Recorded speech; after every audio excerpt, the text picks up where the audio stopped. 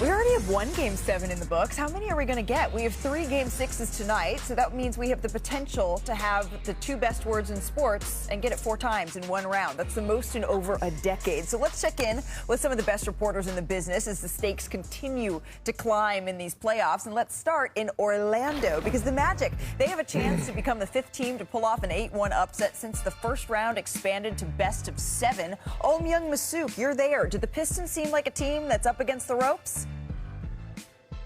Malika, Kate Cunningham said they played freer. They looked more like themselves in Game 5. I asked Asar Thompson this morning, what took you guys so long to finally look like the 60-win Pistons team? He said, we're learning as we go. We're a young team. Of course, tonight they're going to face a second elimination game, but in hostile environment. I asked J.B. Bickerstaff the other day, do you guys feel like you have more life now? He said, we've always had life. Until the fat lady starts singing, we have life. On the flip side, Franz Wagner, he's out tonight. So how much does that change the game plan for Orlando? Because he's been their Cade stopper.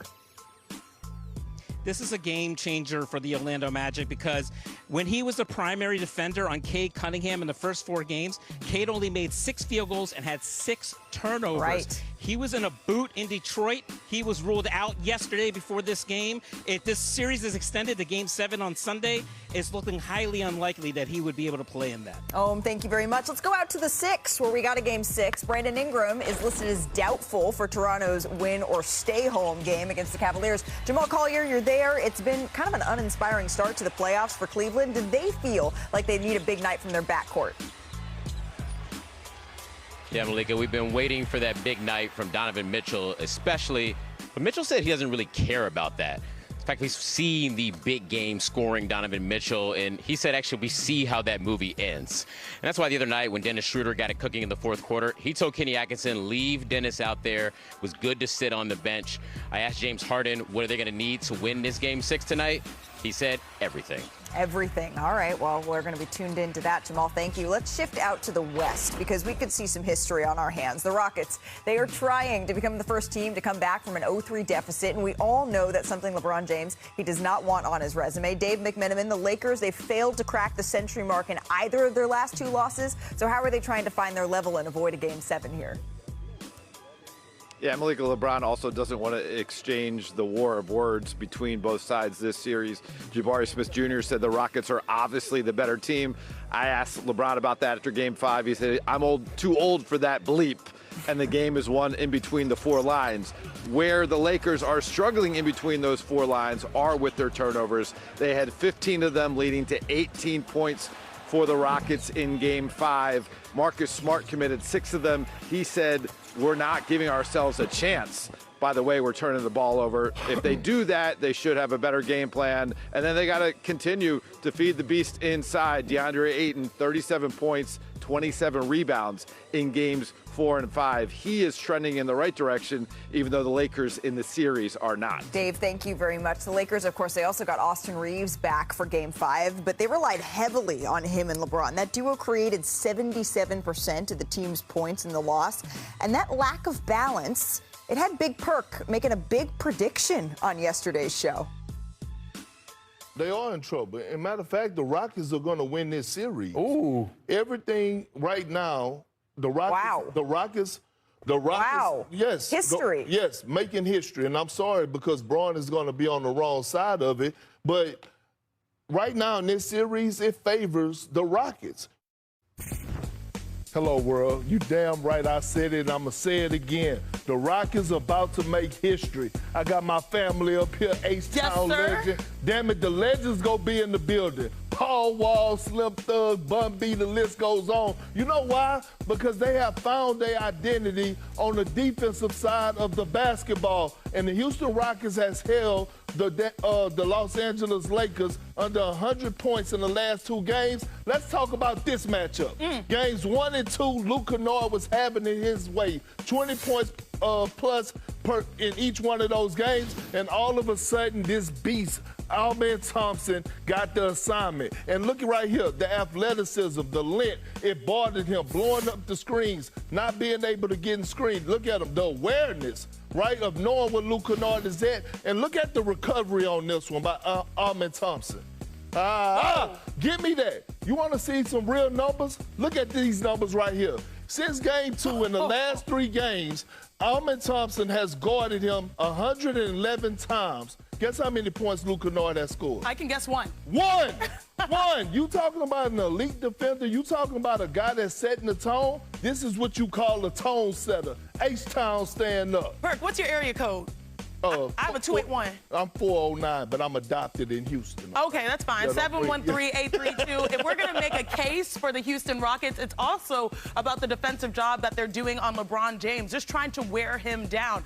LeBron James has had to carry a lot of weight for the Los Angeles Lakers, and this is what I like to call active recovery, because on this possession, the Lakers actually get a steal. They're off to the races, but instead, where's LeBron James? Time is going by. It's 5 seconds. There's an offensive rebound. Where's LeBron? It's because he's resting on the play. He doesn't enter the picture until almost 11 seconds goes by, because this man is playing so many minutes, max minutes. He did not sign up for this. He knew that Austin Reeves, obviously Luka Doncic were the primary options, especially the second half of the season. But when you look at the minutes per game, here are the leaders in the Lakers-Rockets series.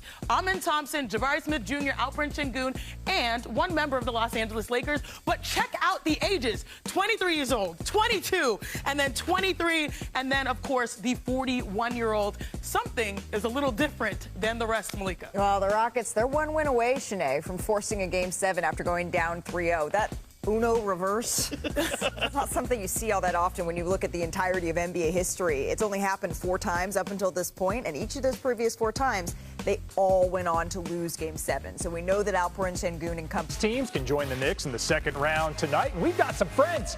Game 6 clinching scenarios for the Magic at home against the Pistons, where we find Ohm Youngmisuk.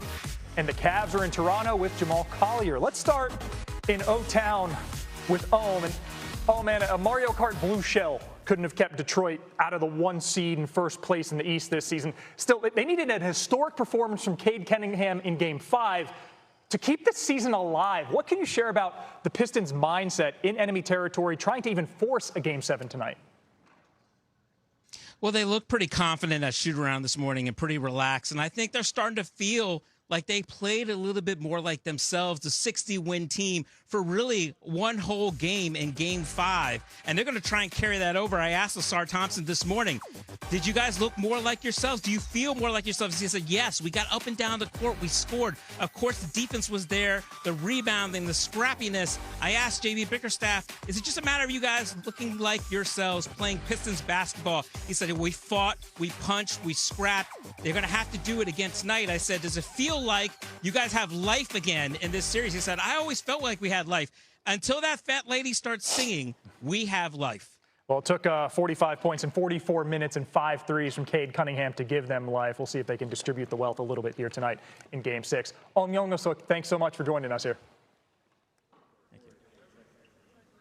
As for our other game in the East, our NBA reporter Jamal Collier has been covering this series since Game 1. Jamal, Raptors All-Star forward Brandon Ingram's status has been in question since exiting Game 5 with right heel inflammation. What's the latest you're hearing about BI and the team's mindset for tonight? Yeah, Scooby, Brandon was not on the floor at shoot-around this morning for the portion of the media got to see right before the Raptors downgraded him to doubtful. That right heel has still been in pain and inflamed every time he tries to test it out. You know, he missed the second half of Game 5, as you mentioned. So the Raptors are prepared to play either way here in what's going to be an elimination game on their home floor. But R.J. Barrett said that actually plays right into this team's mindset and the style of play they've had all season.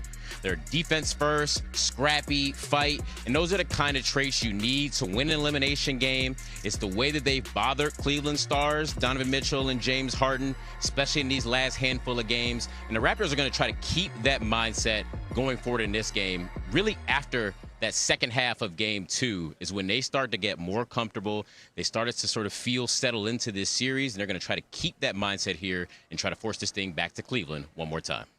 Home court has been an advantage. The home team has won every game this series. Jamal?